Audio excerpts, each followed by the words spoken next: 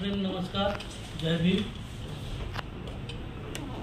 अतिशय महत्त्वाच्या होणारा धम्मचक्र प्रवर्तन मेळावा हा जवळच येऊन ठेपला आहे। म्हणजे 2 ऑक्टोबरला हा मेळावा नागपूरमध्ये पवित्र दीक्षाभूमीवर इथे घेण्यात येते। या मेळाव्याचं महत्त्व म्हणजे इथून बाबासाहेबांचे विचार, बुद्ध तत्वज्ञान हे संपूर्ण जगात आणि देशात याचा प्रचार होत असतो। इथून अनेक प्रकारची पुस्तके, अनेक प्रकारचे ज्ञान घेऊन इथे येऊन लोक आपापल्या प्रदेशात परत जातात। हा अतिशय महत्त्वाचा मेळावा आहे। आमचं म्हणणं हे आहे की बौद्धांसाठी वेगळा कायदा आहे का किंवा दुसऱ्या धर्मांसाठी वेगळा कायदा आहे का? मी ऐकलेलं आहे की अशी माहिती मी टीव्हीवर ऐकली होती की 2027 मध्ये कुंभ मेळावा नाशिकमध्ये आहे। त्याच्यासाठी महाराष्ट्र सरकारने 15,000 करोडची तरतूद करून ठेवलेली आहे। आम्हाला हा पैसा जो सरकारजवळ असतो हा सर्व जनतेचा असतो, त्याच्यावर कोणता धर्म नसतो, काही नसतो। जीएसटी सर्व भरतात, टॅक्स सर्व भरतात। परंतु आमचं म्हणणं असं आहे की ह्या मेळाव्यासाठी दीक्षाभूमीवर 25 ते 30 लाख अनुयायी इथे नेहमी येत असतात आणि ते 25 ते 30 लाख अनुयायी त्यामध्ये गरिबांचा भरणा जास्त असतो। शेतकरी, शेतमजूर, गरीब लोकांचा, बौद्ध गरीब लोकांचा भरणा जास्त असतो। आणि म्हणून ज्याप्रमाणे तुम्ही आता इलाहाबाद मध्ये जो मेळावा झाला त्याच्यातही सरकारने हजारो करोड रुपये प्रावधान केलं। अनेक स्नानगृह, हे ते असं सर्व काही बनवलं, मोबाईल टॉयलेट पासून सर्व काही। परंतु आमचं म्हणणं असं आहे की हा मेळावा हा बौद्ध धर्मीयांचा आहे, फुले शाहू आंबेडकर विचारधारेच्या मानणाऱ्या लोकांचा आहे, बुद्ध तत्वज्ञान आत्मसात करणाऱ्या लोकांचा आहे। आणि हे लोक 2 ते 3 दिवस यांचा मुक्काम नागपूर शहरातील अनेक मुख्य ठिकाणी म्हणजे बुद्धविहार, संस्था इथे असतो। आमची मागणी अशी आहे की ज्याप्रमाणे तुम्ही कुंभमेळाव्यासाठी गैरसोय होऊ नये म्हणून त्यामध्ये सामील होणाऱ्या भाविकांसाठी हजारो करोड रुपये तुम्ही प्रावधान करू शकता।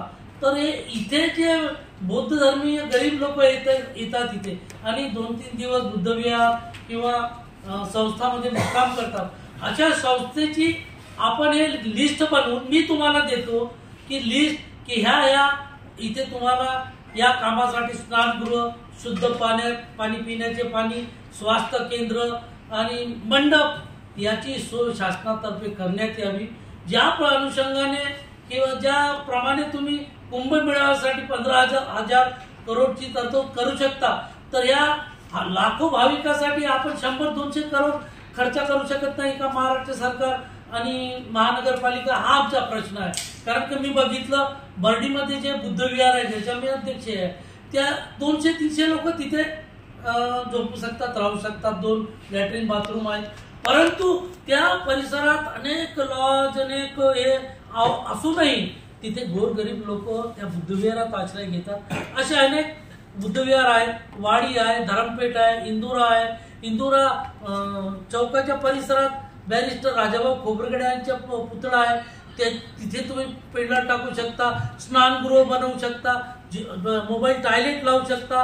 अनेक लोकांसाठी तुम्ही अनेक उपाययोजना करू शकता, पण त्यांना त्रास होतो। बुद्धविहार एवढे पैसेवाले नाही आहेत की त्यांच्याकडे 10 मोबाईल टॉयलेट आणून किंवा स्नानगृह बनवून हे व्यवस्था करतील। तर सरकारकडे आमची अपेक्षा आहे की हा देश सर्वधर्म समभाव आपण म्हणतो आणि सेक्युलर इंडिया म्हणतो, त्याप्रमाणे ज्याप्रमाणे हिंदू, शीख, मुस्लिम या बौद्ध या सर्वांसाठी सरकारने उपाययोजना आणि त्यांची गैरसोय होऊ नये। मुख्यतः बाहेरगावचे लोक असतात, प्रत्येक ठिकाणी स्वास्थ्य केंद्र, मुख्य बुद्धविहारामध्ये शुद्ध पाणी, मोबाईल टॉयलेट आणि पेंडांची व्यवस्था यासाठी महाराष्ट्र सरकारने आणि महानगरपालिकाने हा आता फक्त 15-20 दिवस उरले आहेत, या 10 दिवसामध्ये त्यांनी 8 दिवसामध्ये सर्व सोय आणि व्यवस्था करावी। याच्यासाठी बुद्धावर अन्याय होऊ नये। आम्ही बघतो आजकाल बुद्धावर अन्याय होतो। कोणते बौद्धांची ते शैक्षणिक धोरण असो किंवा महाबोधी महाविहार बघतो, बौद्धावर अन्याय होत असतो. आम्ही इथे अल्पसंख्याक असल्यामुळे हा अन्याय आमच्यावर होऊ नये आणि महाराष्ट्र सरकारला खास करून विनंती आहे की मी इथले मुख्यमंत्री नागपूर शहरातच राहतात, ते पण त्यांना याची दखल घेऊन आणि ह्या येणाऱ्या लाखो भाविकांसाठी महाराष्ट्र शासनाने महानगरपालिकातर्फे आपण 200-400 कोटी रुपयाचं प्रावधान करून ह्या येणाऱ्या लाखो अनुयायांची सोय करावी. संपूर्ण बुद्धविहारामध्ये मुख्य बुद्धविहारामध्ये पेंडॉल जे मी सांगितलं, मोबाईल टॉयलेट, स्नानगृह आणि स्वास्थ्य केंद्र याची तरतूद करावी अशी महाराष्ट्र सरकारला आवाहन करतो. जर 7 दिवसात हे केलं नाही तर मी आवाहन बौद्ध बांधवांनाही करीन की हा आपल्यावर अन्याय आहे. एकीकडे तुम्ही हिंदू बांधवांसाठी कुंभमेळा असतो, त्याच्यात 15,000 करोडची तरतूद करता, परंतु बौद्ध बांधवांसाठी 500 करोड तुमच्याकडे नाही. हे शोकांतिक आहे.